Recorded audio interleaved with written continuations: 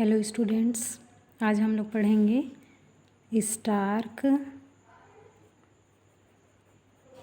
Einstein law of photochemical equivalence. ठीक है, कल हम लोगों ने देख लिया था क्या, ग्रोथर्स-ड्रैपर लॉ देख लिया था। आज हम लोग पढ़ेंगे Stark Einstein law of photochemical equivalence. ठीक है, थोड़ा सा जनरल प्रिंसिपल हमने इसका बता दिया था, इंट्रोडक्शन, और सुन लीजिए आप लोग। ठीक है, देखो आइंस्टीन ने रेडिएशन के क्वांटम प्रिंसिपल को फोटोकेमिकल रिएक्शन पर लागू किया। क्या, जो आइंस्टीन थे, आइंस्टीन, इन्होंने क्या किया, जो रेडिएशन है, ठीक, रेडिएशन, इसके जो क्वांटम प्रिंसिपल हैं, क्वांटम प्रिंसिपल, इस क्वांटम प्रिंसिपल को क्या किया, फोटोकेमिकल रिएक्शन पर अप्लाई किया या लागू किया। फोटोकेमिकल रिएक्शन पर अप्लाई किया। ठीक, किसने, क्या बोली मैंने, मतलब क्या बोला, आइंस्टीन ने रेडिएशन के, ठीक है, रेडिएशन के क्वांटम प्रिंसिपल को फोटोकेमिकल रिएक्शन पर क्या किया, लागू किया। फिर क्या किया, 1905 में, कब, 1905 में इन्होंने इसको प्रतिपादित किया। ठीक, क्लियर है यहाँ तक। अब देखो, अब ये जो नियम है, ये जो लॉ है, इस लॉ को 1908 में जो स्टार्क है उसने क्या किया, प्रतिपादित किया इसको। देखो अपना जो भी था, क्या था, आइंस्टीन जो साइंटिस्ट थे, उन्होंने अपना रेडिएशन का जो क्वांटम प्रिंसिपल है उसको फोटोकेमिकल रिएक्शन पर अप्लाई कर दिया।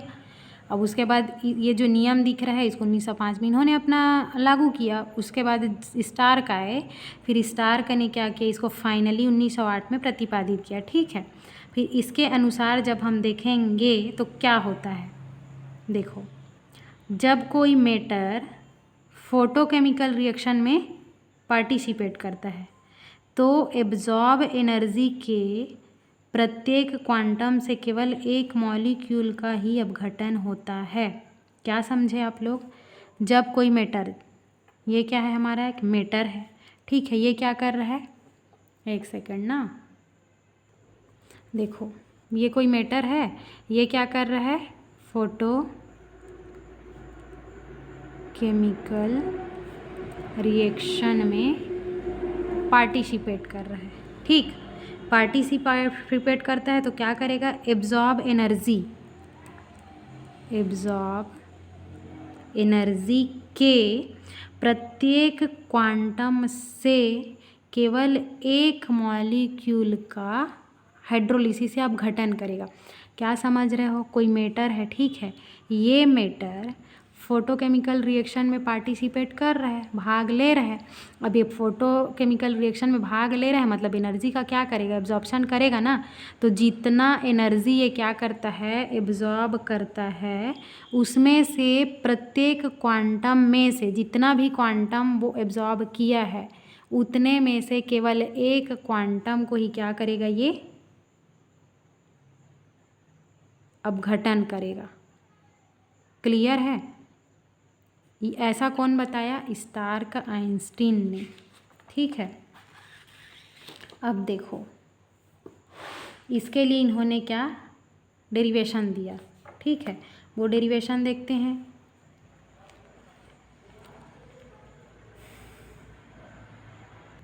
देखो डेरिवेशन है, क्या बोल रहा है, कोई एक मॉलिक्यूल द्वारा एब्जॉर्ब एनर्जी, ठीक है, वो क्या है, E = H म्यू।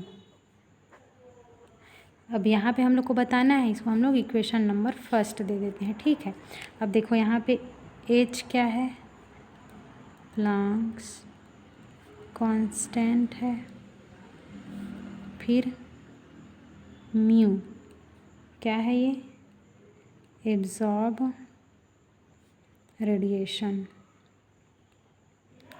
की फ्रीक्वेंसी है। फ्रीक्वेंसी आप ऐसे लिख सकते हो, फ्रीक्वेंसी ऑफ एब्जॉर्ब रेडिएशन, ठीक है। फिर क्या आया, एच म्यू, दोनों को हम लोग एक क्वांटम बोलेंगे। ई का मतलब है यहाँ पे एनर्जी, एक मॉलिक्यूल है कितना एनर्जी क्या कर रहा है, एब्जॉर्ब कर रहा है ना, उसको बताएगा, ठीक। तो ये हो गया हमारा इक्वेशन नंबर फर्स्ट। अब देखो पदार्थ के नेक्स्ट ना, पदार्थ के 1 ग्राम मोल द्वारा absorb, 1 gram molecule absorb energy H mu को एवोग्रेडो नंबर से मल्टीप्लाई करने से प्राप्त होती है। मतलब क्या, देखो एक क्वांटम है, अब वो एक क्वांटम कहाँ से प्राप्त होगा, तो जो हमारे 1 ग्राम मोल होगा है ना, उसके द्वारा क्या करेगा, एनर्जी जो एब्जॉर्ब होगी उसको हम क्या करेंगे, एवोग्रेडो नंबर से मल्टीप्लाई कर देंगे, तो फिर हम लोगों को ये प्राप्त हो जाएगी, ठीक है। तो इसके लिए फार्मूला है, ठीक। देखो क्या फार्मूला है, E इज इक्वल टू एवोग्रेडो नंबर इंटू एच म्यू, ठीक। ई यहाँ पे NH म्यू पर मोल, ठीक। इसको हम लोग इक्वेशन नंबर सेकेंड दे देते हैं। अब देखो E इज इक्वल टू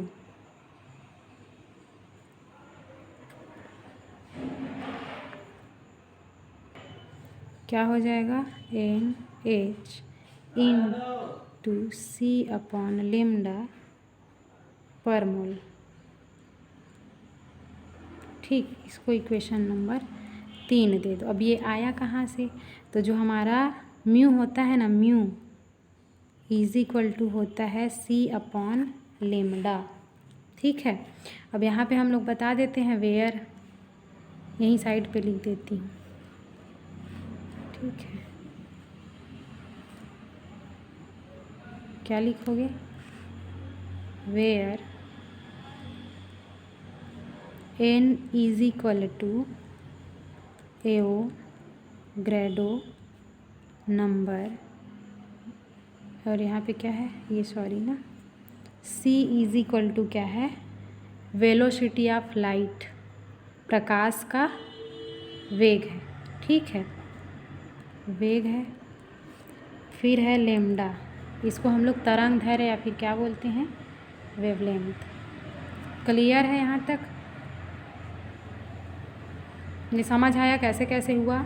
जो पदार्थ के 1 ग्राम मोल द्वारा एब्जॉर्ब एनर्जी एच म्यू को क्या करेगा, एवोग्रेडो नंबर से हम लोग मल्टीप्लाई कर देंगे तो हम लोगों को ये प्राप्त हो जाएगी। तो उसके लिए कुछ फार्मूला दिया, तो इज इक्वल टू क्या होता है, एवोग्रेडो number into H mu, E is equal to NH mu पर मोल। तो यहाँ पे N है हमारा एवोग्रेडो नंबर और NH हमारा एवोग्रेडो नंबर को रिप्रेजेंट कर रहा है ना, C क्या है, हमारा प्रकाश का वेग है।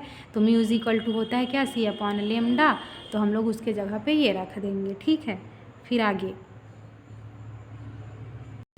अब देखो इसका नंबर क्या क्या होता है वो तो हमको पता है, तो हम वो लिख देंगे। तो क्या लिखो यहाँ पे, वैल्यू पुट करने पर, तो इसका जो वैल्यू होता है उसको तो आप लोग को पता होना चाहिए है ना, 9th 10th में 11th में भी पढ़े होंगे। N इज इक्वल टू होता है 6.023 इंटू 10⁻23, ठीक है। H का वैल्यू होता है कितना, 6.624 इंटू 10⁻⁻27। फिर C इज इक्वल टू होता है 2.997 इंटू 10⁻10 सेंटीमीटर पर सेकेंड, ठीक है। अब लेमडा इज इक्वल टू होगा लेमडा इंटू 10⁻⁻8 cm। इतना वैल्यू हम लोग को पता चला। अब क्या करेंगे, जो हमारा इक्वेशन नंबर 3 मिला था, क्या था हमारा, देखो इक्वेशन नंबर 3 हमारा क्या था, E is equal to NHC/, lambda प्रति मोल या पर मोल जो भी बोलो, ये था। तो अब इस इक्वेशन में हम लोग क्या करेंगे, वैल्यू को, ये जो वैल्यू दिख रही है इस वैल्यू को हम लोग वहाँ पे रख देंगे। ठीक, अब देखो वैल्यू पुट करेंगे तो क्या हो जाएगा, E इज इक्वल टू क्या है, N है, तो N का वैल्यू कितना मिला है हमको, 6.023 इंटू 10⁻23 है। फिर इंटू, फिर क्या है, H है, तो H का वैल्यू हम लोग क्या निकाले हैं,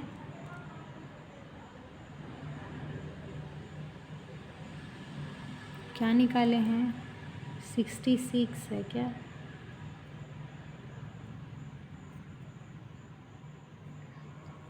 6.624 इंटू 10⁻⁻27। फिर उसके बाद है कौन, C का वैल्यू क्या निकाले हैं, 2.9977 इंटू 10⁻10 अपॉन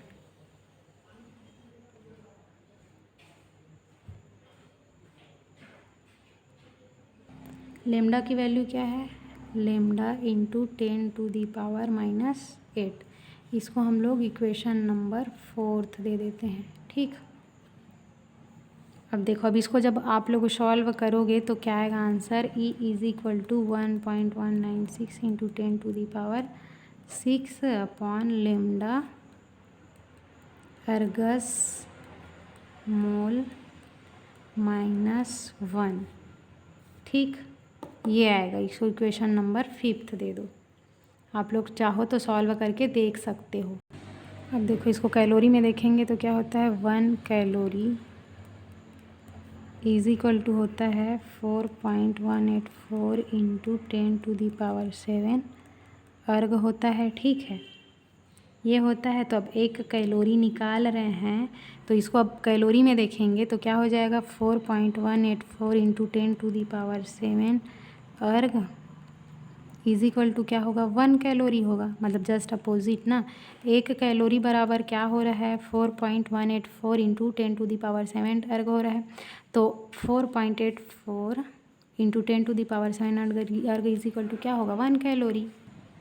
अब देखो, अब जो हमारा इक्वेशन नंबर 5 है उस पर इसका वैल्यू को क्या करेंगे, मल्टीप्लाई कर देंगे, 1.96 इंटू 10⁻6 अपॉन लेमडा इंटू, ये क्या है, 4 कुछ नहीं है, मतलब ऊपर में 1 रहेगी ना, नीचे क्या है, 4.184 इंटू 10⁻7, ये हुआ कैलोरी